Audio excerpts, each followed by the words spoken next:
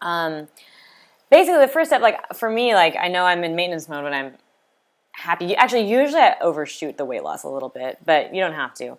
I'm like, oh, I'm getting a little thin. Let's add some more food to the diet so that you don't start looking like bad. Um, so the way, so basically, you use that sort of diet that you've set up for yourself, the healthy diet, as your base. And I mean, for myself, if I just ate that perfectly, like I explained to you just now, all the time, like if I just ate my vegetables and my beans and my eggs and my meats, and I never ate sugar and I never ate bread, I would be super skinny. Like I would be way too skinny. It's not pretty. And so what I do is I moderate the things that I know contribute to weight gain, like how many grains I can tolerate. So, it is nice to have bread every now and then. I love a good sandwich. I love a good pizza. Some people eat 0 grains the rest of their lives. The whole paleo movement, they don't eat grains at all. But some people love grains and they can eat a lot and still not gain weight. So you just have to sort of figure out what works for you. I told you for me it's like 1 to 2 times a week or more if I'm ready to maintain. And even with the intact grains, having, you can see how many of those you can tolerate as well. I don't eat grains every single day. Do I? Not every single day, but most days I do.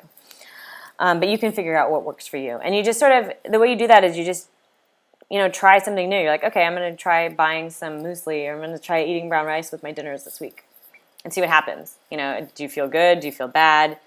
Do you stop losing weight? Do you start gaining weight? Stuff like that. And just sort of figure out what works for you. Once you know what works for you, then you can do what's necessary to make it work. Same thing with sugar and dessert. I don't think anybody should go through life without dessert. And enjoying life is very important. And some people can easily, once you're in maintenance mode, some people can easily have like 1 to 3 sweet treats a week, and it's fine. But one thing I want to stress here is that you should not underestimate the importance of portion sizes. So when you're talking about something like a cheesecake or like a Godiva little chocolate thing, those are like 50 to 100 calories per bite. So even if you're going to be like adding dessert to your life again, don't assume you can have like a, Cheesecake Factory sized like 900 calorie piece of cheesecake and like that's going to be part of your life from now on. Like no one was ever meant to eat that. It's just disgusting. So just sort of understand that like a dessert is like 8 bites. You know what I mean? And at a reasonable restaurant, that's like what you'll get. But you should always share dessert whenever possible, and just be aware that no matter what, dessert's going to have a lot of calories.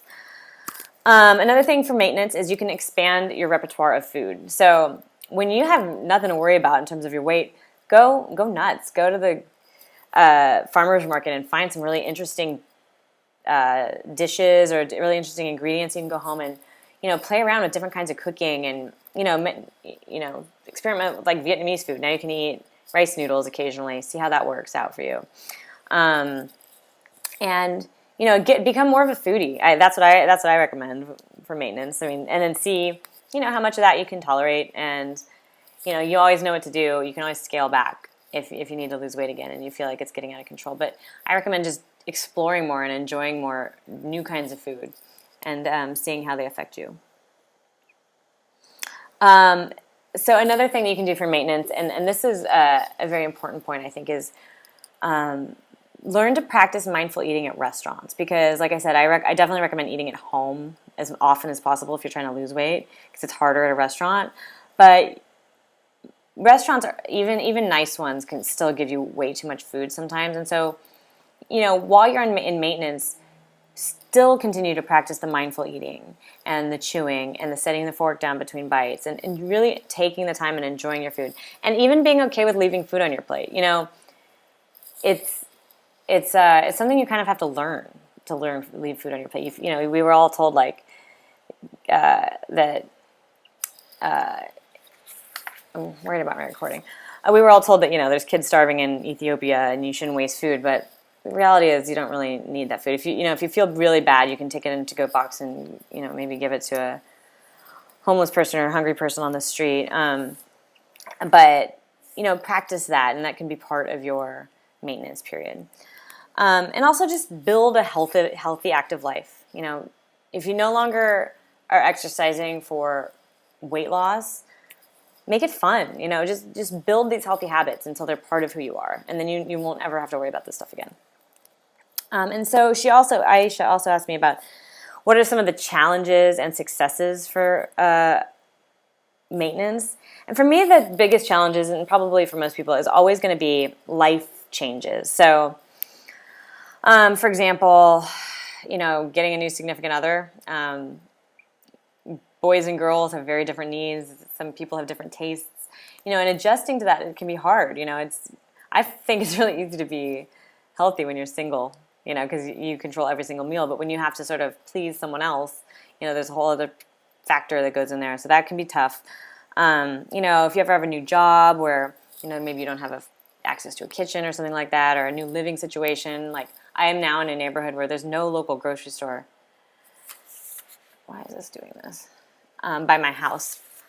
And so it's, dog's making a weird noise. So, you know, it can be really difficult sometimes to have fresh food, and it makes it easy to bail on it and sort of be like, okay, well, there's nothing in the house, let's go out. And so you end up going out more, and that can be a problem. So problems like that can come up. Also in SF, and I wrote about this not too long ago, is that one of the problems I have sometimes is too much of a good thing. So all the food in San Francisco is excellent quality. And what happens is sometimes it's easy to justify eating too much because, you know, the dishes are only going to be in season for a little while. And, you know, they're made from, you know, organic, local ingredients. And but like, so all technically it's all good for you, but you just eat too much of it. So that can be a problem. And she also asked me to define what is success. And I think that successful maintenance is when you can maintain your health sort of effortlessly, and you can maintain consistent patterns, and that you can learn to deal with these things, like going out to restaurants and stuff like that, without without the stress of worrying about how much you can eat or what you're allowed to eat or anything like that. That's, to me, what success is. And defining your goals and motivation. She also asked about that, and you know, she asked, like, do I base my success on what the scale says or how I look? And absolutely how I look. I rarely get on the scale. I don't have one in my house. I use one at the gym sometimes. But because so the two main things that I use to judge how I'm doing is, one, how my clothes fit, and two, how I look naked. Because, I mean, you know if you look good. And what I've found, which is interesting, is that over time, as I've lost fat and sort of put on muscle in the places I've wanted to have it, I found that if I were to guess, so when I weighed maybe 10 pounds more than I do now, I would have guessed that I wanted to weigh, that in order to be the size I am now, I would have actually weighed a lot less. But because I've put on muscle and because I've put on curves and, like, you know, good spots now, I actually weigh, yeah, like I said, I weigh about 10 pounds less, but I would have guessed that it would have been much less, but based on the size that I am, like the size pants I wear or whatever.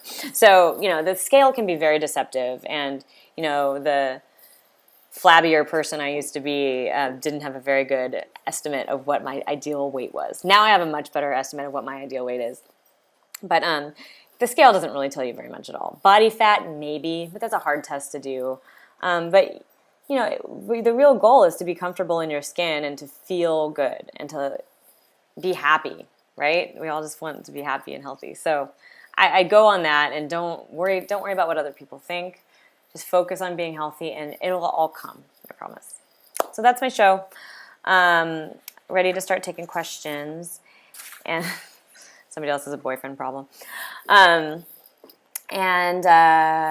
so that took a long time, but I'll hang out until you guys are done with questions. Let me just flip to the chat real quick. Yeah, I like getting off a flight or two before taking the elevator. That's a great call.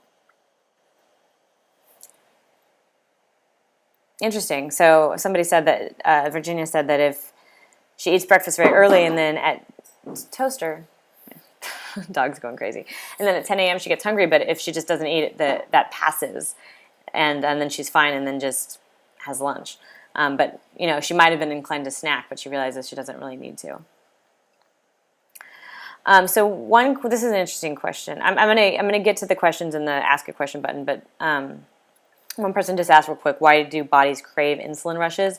It's because you've gotten accustomed to a pattern of high blood sugar. You don't crave insulin, you crave blood sugar. And the reason you do is because you spike your blood sugar and then tons of insulin comes in to take care of it, because that's really bad for your body. You don't want to have really high blood sugar. And what happens is you have such an overload of insulin in your blood that all the blood sugar disappears and suddenly you're low blood sugar again. Most of it went into fat, by the way. And so your cycles are just really in extremes. And so what you want to do is you want to balance that out. Okay, I can't see the bottom of the chat anymore, so I'm going to go back to the take some of these text questions. Okay.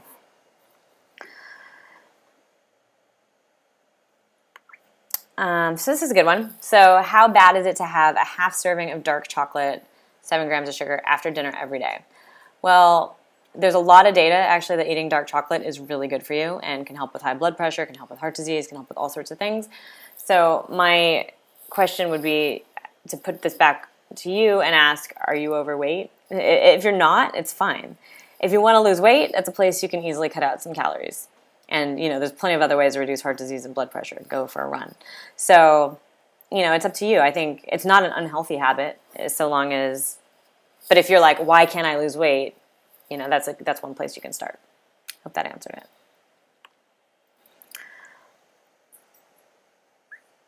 That's a good one.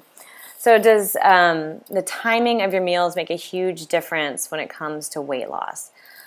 It can make a difference, absolutely. A huge difference, it depends. So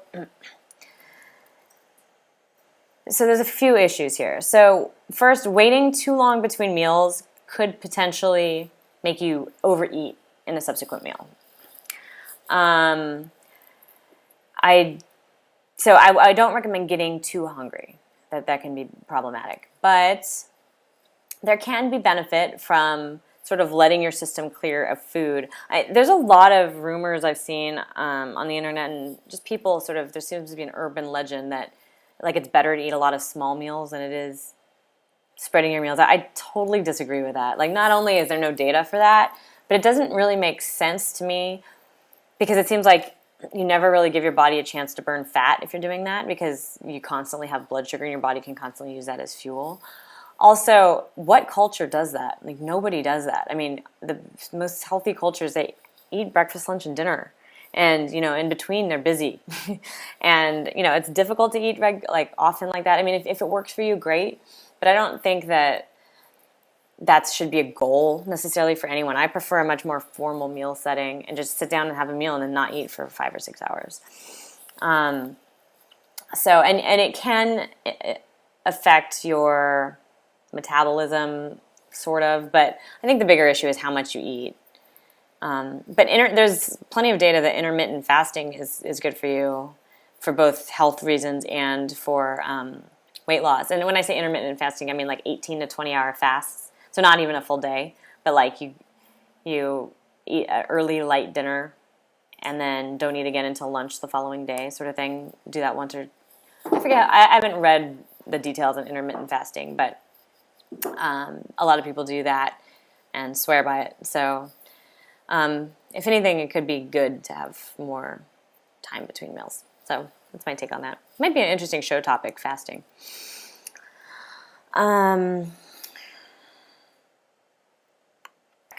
Okay, so dairy and weight loss. So I don't think that eating dairy is in a meaningful way going to help you lose weight or burn fat or anything crazy like that.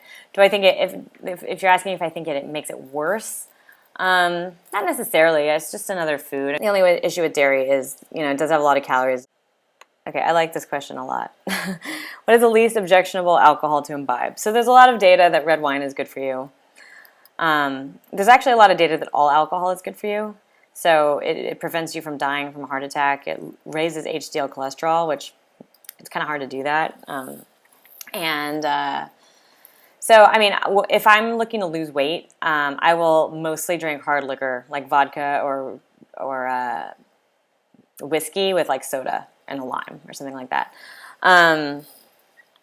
Alternatively, like a couple glasses of wine is fine. Beer has maltose in it, and that's not really good for weight gain. By the way, I got the recording going again, so that's good. So yeah, I would avoid beer on a weight loss diet, sadly. But the other ones, as long as there's no actual sugar added, like juice or sugar or mix or anything, syrup added. Most cocktails have syrup. That's going to be your biggest issue.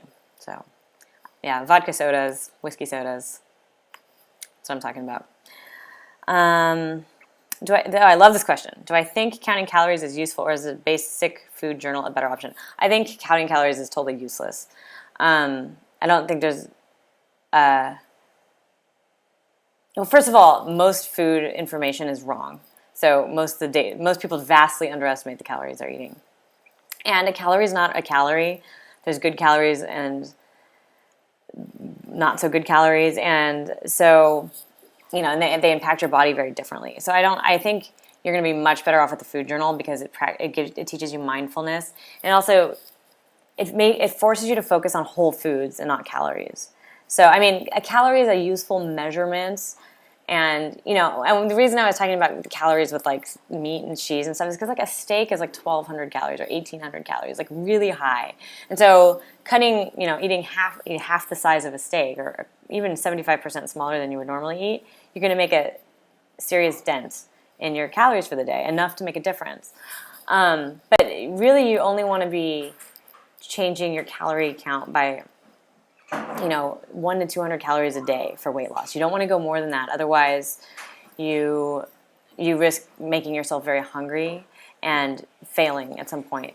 So I recommend not counting calories because I don't think you can get that accuracy even with counting calories. And I just think it's